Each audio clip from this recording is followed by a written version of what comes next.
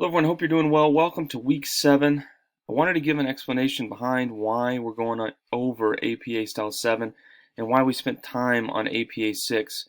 And the majority of the reason behind that is because when you go online and try to find resources yourself, a lot of the resources you're going to pull is APA Style 6. So I wanted you to know the difference. I think that's really important. So when you think about the difference, we spent a long time on APA Style 6. A lot of the internet resources were out at that time, and a lot of students used them. So, we've spent a while on APA Style 7 now. It's been out for a number of years, but I just want to make sure you understand the differences between the two, because there are differences. There's not a lot, but there are enough that will have an impact on how your paper looks.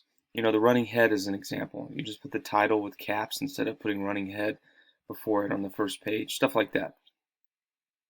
So, when you're running into looking at APA Style 7, make sure that you understand the differences. Make sure, of course, that you use the resources that are available to you, and you really go through each segment of this week's module to make sure that you understand what you're looking at. APA is really unique, but once you start writing an APA, it'll be a lot easier for you.